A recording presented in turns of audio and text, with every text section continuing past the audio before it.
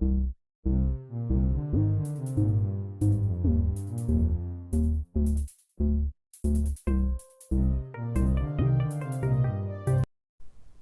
Students, welcome to my YouTube channel commerce classes by Vishal sir. आप सभी का मेरे यूट्यूब चैनल में एक बार फिर से हार्दिक स्वागत है।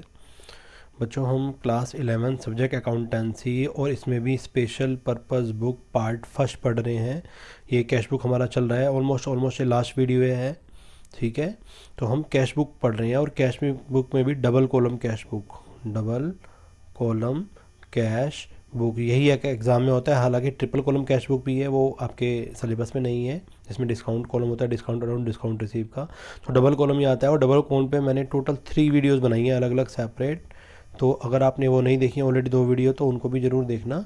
और मैंने कोशिश करी है कि कोई भी एडजस्टमेंट ना छूटे। सारी आपकी फॉर्मेट तो एक जैसा है, लेकिन क्वेश्चन में एंट्रीज अलग अलग होती हैं। तो आप देखना, ये काफ़ी बड़ा क्वेश्चन जानबूझ के लिया मैंने, आपको काफ़ी सारी बात इसमें क्लियर हो जाएगी। तो ये पार्ट 1 और पार्ट 2 करके आपको दिखेगी, ठीक है। ज़रूर देखना पार्ट 1 पार्ट 2। और एक मैंने कॉन्ट्रा एंट्री पे भी बनाई थी वीडियो इसकी, तो वो भी आप ज़रूर देखना। और अच्छे से चैप्टर सीखने के लिए आपको सारी वीडियो सीक्वेंस में देखनी पड़ेगी, तो ये चैप्टर बहुत अच्छे से आपको क्लियर हो जाएगा। बाकी प्रैक्टिस आप अपनी बुक में TS ग्रेवाल से कर सकते हैं, ठीक है। आइए हम पढ़ाई की ओर चलते हैं। अब हम पढ़ रहे हैं double column cash book, numerical portion पढ़ रहे हैं मेन इसमें। और ये रहा क्वेश्चन, ध्यान से देखिए। क्वेश्चन क्या है, enter the following transaction in 2 column cash book. Double column cash book entry करना है। गौरव दिल्ली 2020, ये सारी एंट्रीज दे रखी हैं आपकी। और हमें क्या कह रहा है आपको, ये सॉल्यूशन शुरू हो गया यहाँ से, इन दी बुक्स ऑफ गौरव, क्योंकि गौरव जो है मालिक है। इन दी बुक्स ऑफ हम डबल एंट्री बुक कीपिंग बना रहे हैं। और आपको ओपनिंग बैलेंस ऑफ कैश और closing opening balance of bank overdraft दे रखा है। कैश इन हैंड का कैश का बैलेंस प्लस में है, बैंक का माइनस, मतलब ओवरड्राफ्ट में है। क्रेडिट साइड आएगा ये वाला बैलेंस, और ये डेबिट साइड आएगा पहले वाला जो है, ठीक है। 1 लाख और 5 लाख। 5 लाख जो है बैंक का ओवरड्राफ्ट है, तो क्रेडिट साइड आएगा। तो देखो क्या एंट्री बनाएंगे, सॉल्यूशन कैसे करेंगे, ध्यान से देखिए। ये रहा कैश बुक बना रहे हैं हम, double column cash book with bank column कह दीजिए, डबल कॉलम कह दीजिए, एक ही बात है। इसको ऐसे भी कह सकते हैं कि डबल कॉलम कैश बुक, ये नाम भी आप इसको दे सकते हैं, ठीक है। अच्छा, अब आगे चलते हैं हम। सबसे पहले आपको पता है इसका फॉर्मेट कैसा होता है, वो मैं नहीं बता रहा हूँ। Date, particular, LF, cash, bank, ये रिपीट होते हैं, फिर यही सारे यहाँ रिपीट हो जाते हैं क्रेडिट साइड के लिए। और ये जो पहले 5 कॉलम होते हैं डेबिट के होते हैं, ये पहले 5 डेबिट वाले, बाद वाले 5 क्रेडिट वाले। तो हम सबसे पहले बैलेंस 2020 बैलेंस देखा, टू बैलेंस BD, कैश का बैलेंस कैश में, और बैंक का इस बार जो बैलेंस है वो ओवरड्राफ्ट है, क्रेडिट साइड आएगा। बाय बैलेंस करके आएगा, बाय बैलेंस BD बैंक का। ओवरड्राफ्ट बैलेंस क्रेडिट होता है 5 लाख रुपीज़, ये हो गया। 1 लाख रुपीज़ ये हो गया, बाकी में डैश मार देंगे आप। नेक्स्ट देखिए, हमें क्या कह रहा है कि हमने माल बेचा 2 तारीख को, सोल्ड गुड्स। जब आप माल बेचेंगे तो क्या होगा, कैश आएगा। तो कैश अकाउंट डेबिट टू, माल जब भी जाता है तो सेल्स अकाउंट क्रेडिट होता है। और जब भी माल खरीदते हैं तो purchase account debit to cash, purchase से माल आ रहा है, टू कैश से कैश जा रहा है। लेकिन इस बार माल बेचा है तो कैश डेबिट, कैश आ रहा है, और टू सेल्स या गुड्स जा रही हैं तो टू सेल्स होता है। तो ये एंट्री हमें कैश में फीड करनी है, कैश को काटेंगे, टू सेल्स करके एंट्री आएगी 348 से 2 तारीख की, टू सेल्स करके। देखिए 2 अप्रैल की एंट्री है, ये रही, टू सेल्स करके है, और 3,48,000 रुपये कैश में लिखेंगे आप, ठीक है। नेक्स्ट चलते हैं आगे। देखिए 3 तारीख में क्या आ रहा है, 3 अप्रैल को, sold goods against cheque and paid into bank the same day. हमने माल बेचा चेक के अगेंस्ट में, और जो पैसा था सेम डे बैंक में जमा करा दिया। तो आप इसको ऐसे भी कह सकते हैं कि 2 एंट्री बनी। जब आपने माल बेचा तो एंट्री बनी होगी cash account debit to sales, लेकिन आपने चेक में पेमेंट ली और वो पैसा बैंक में भी जमा करा दिया। तो हम ये एज्यूम कर रहे हैं कि कैश माना गया। तो एंट्री जब आपने बैंक में पैसा जमा कराया होगा तो bank account debit to cash मान के होगा। तो ये कैश डेबिट था, ये क्रेडिट तक कट गया, और इसकी नेट एंट्री बनी बैंक टू सेल्स। या ज़्यादा दिमाग लगाने की जरूरत नहीं, ये चीज़ समझ नहीं आ रही। तो हमने माल बेचा और बदले में हमने चेक ले लिया। तो चेक ले लिया तो बैंक में पैसे जमा हो गए, कभी ऐसे देख करा दिया। तो बैंक अकाउंट डेबिट, ठीक है, टू सेल्स, सेल्स के अगेंस्ट हमने माल बेचा, जितने वो कह रहा था 3 लाख कितने का, 36,000 रुपये का, दिस वन। तो 3 तारीख की एंट्री देखेंगे, आपने माल बेचा और बैंक से चेक लेके चेक में सेम डे जमा करा दिया। जो माल बेचा था बदले में चेक लिया और वो सेम डे बैंक में जमा करा दिया। तो 3,36,000 थे। 3 तारीख की एंट्री देखिए, ये 3 तारीख की एंट्री बनेगी, टू सेल्स बैंक में आएंगे क्योंकि आपको चेक रिसीव हुआ है, ये बताना चाह रहा था, ठीक है। नेक्स्ट देखिए, आप एंट्री बना रहे हैं 5 अप्रैल की, क्या बनेगी, ध्यान से देखिए, बहुत इंपॉर्टेंट। ये 5 अप्रैल वाली एंट्री बहुत इंपॉर्टेंट है, ध्यान से देखिए। Sold goods to Reema, Reema को माल बेचा, पेमेंट रिसीव बाय चेक। हमने रीमा को माल बेचा, उसने बदले में हमें चेक दे दिया। जब भी कोई पार्टी हमें चेक दे दिया, आप ध्यान से सुनना, तो हम उसे चेक इन हैंड मानते हैं। ये कॉन्सेप्ट मैंने वीडियो सेकंड या फर्स्ट में बताया है, बहुत इंपॉर्टेंट है, ध्यान से देखिए। जब भी कोई पार्टी, सिर्फ कैश बुक की बात हो रही है, हमें डबल कॉलम की वो भी चेक देती है तो उसको चेक इन हैंड माना जाता है। तो एंट्री की बनती है इसकी cheque in hand account debit to Reema. Reema से हमें चेक मिला कौन सी तारीख में, 1 लाख रुपए का था। तो ये एंट्री, क्योंकि इसमें कैश भी नहीं है, चेक इन हैंड माना जाता है, और बैंक भी नहीं है, तो ये एंट्री नहीं होगी कैश बुक में। तो 5 अप्रैल की कोई एंट्री आपको नहीं मिलेगी। आप देख लीजिए यहाँ पे, इधर डेट में 5 तारीख की कोई एंट्री नहीं है, ना इधर डेट में 5 तारीख की कोई एंट्री है, तो नहीं है, क्योंकि एंट्री चेक इन हैंड माना जाता है। ठीक है, अब आगे बहुत ध्यान से देखिए, 6 अप्रैल की एंट्री है। ये नीचे वाली पहले देख लीजिए, ये वाली, Reema cheque deposit into bank, ये वाली कह रहा हूँ मैं। रीमा का जो चेक हमने लिया था ये वाला, ये हमने बैंक में जमा करा दिया। अब जब बैंक में इसका अमाउंट भी नहीं दे रखा, क्योंकि इसका अमाउंट यही होगा 1 लाख रुपये, जो यहाँ था वही अमाउंट होगा। तो रीमा का चेक हमने बैंक में जमा करा दिया कि एंट्री बनेगी। अब आप एंट्री देखिए, 2 एंट्री बनेगी इसकी, बहुत ध्यान से देखिए। पहले हमने क्या एंट्री बनाई थी, पहले हमने एंट्री बनाई थी cheque in hand account debit, जब मिला था टू रीमा, मैं आपको बता रहा था अभी। एक एंट्री तो ये बनी, और दूसरी एंट्री बनी आपने सेम, मतलब अगले दिन बैंक में जमा कराया, तो एंट्री बनी बैंक अकाउंट डेबिट, बैंक में पैसा जमा कराया टू चेक इन हैंड, जो हमारे पे चेक था। जब तक वो चेक बैंक में नहीं जमा कराया, चेक इन हैंड ही माना जाता है। ये चेक इन हैंड डेबिट का है, ये चेक इन हैंड क्रेडिट का, कट गया, तो इसकी एंट्री बनी आपकी bank account debit to Reema.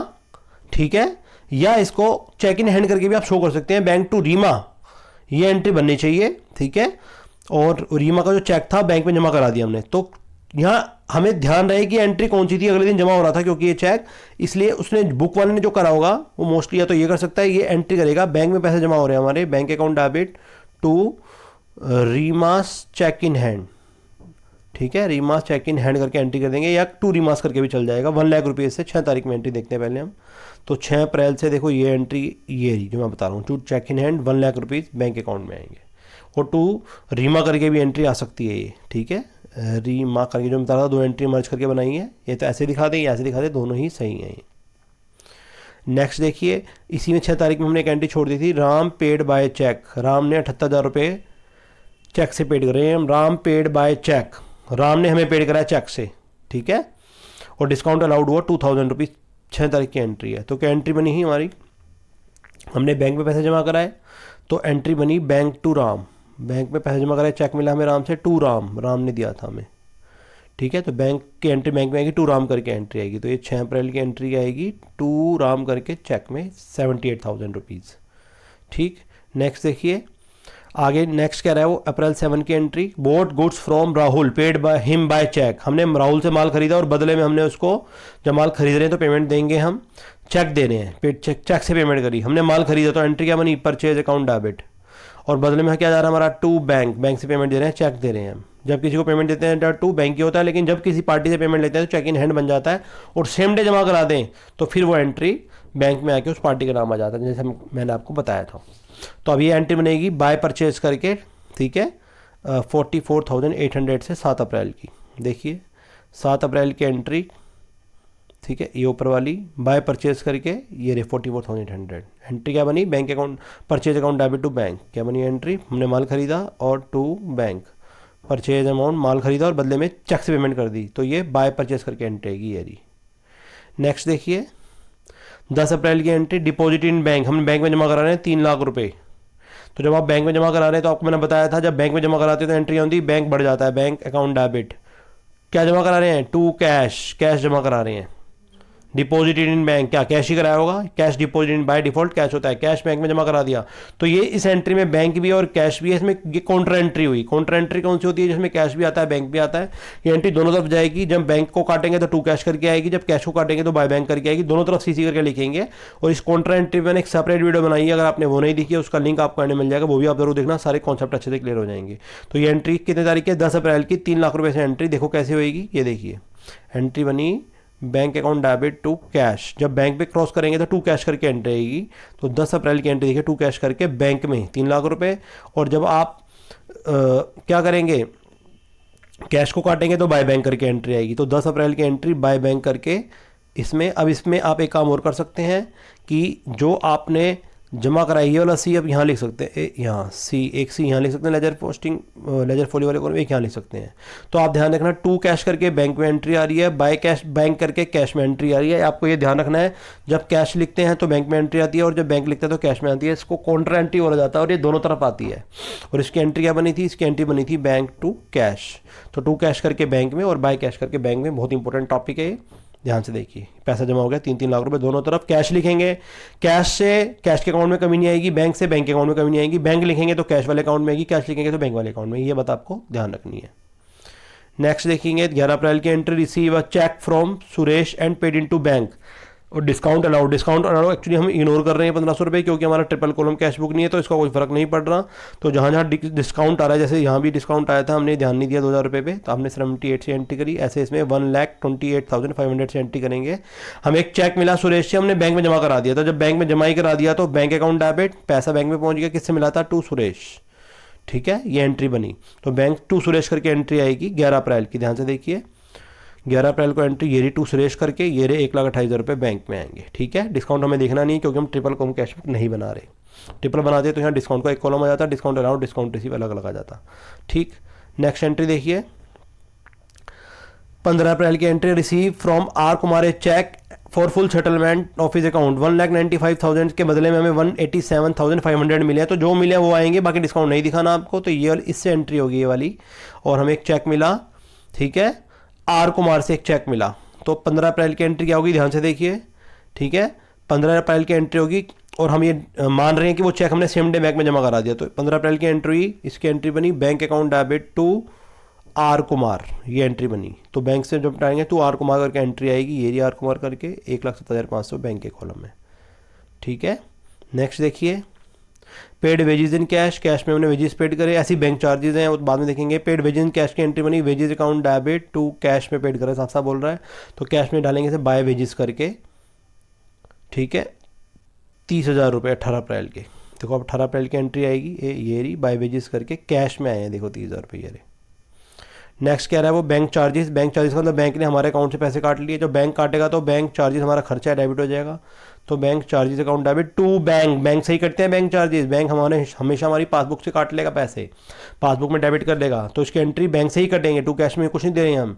तो इसकी एंट्री बाय बैंक चार्जेस करके आएगी 5,000 रुपये की, 20 अप्रैल की। देखना आप, 20 अप्रैल की एंट्री ये रही बाय बैंक एक्सपेंसेस, और बैंक से ही पैसे कटेंगे, आपको ध्यान रखना है, बैंक से ही कटेंगे। तो इसकी एंट्री बनेगी bank charges account debit to bank, ठीक है। और जब से बैंक में डालेंगे तो बैंक में बाय बैंक चार्जेस करके आएगी, ये आ गई।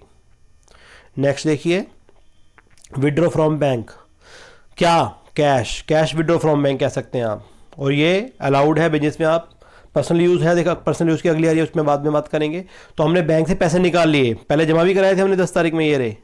तो जब जमा कराए थे तब एंट्री बनी थी बैंक टू कैश। अब निकाल रहे हैं तो क्या एंट्री बनेगी, निकाल रहे हैं तो क्या एंट्री बनी, विड्रॉ की। विड्रॉ की एंट्री बनी, हमारे पास कैश आ गया, cash account debit to bank.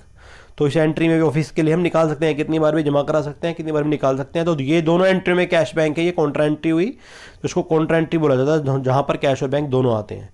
तो ये एंट्री कैसे आएगी, ध्यान से देखिए, कितने रुपए हैं, 1 लाख रुपए की एंट्री है 22 अप्रैल की। तो देखिए क्या एंट्री बनाएंगे 22 अप्रैल में, ध्यान से देखिए। तो 22 अप्रैल में हमने पैसा निकाला, बिजनेस से निकाला, तो एंट्री बनी cash account debit to bank, हमारे पास कैश आया और बैंक से निकला है, टू बैंक कम हो गया, कैश प्लस हो गया।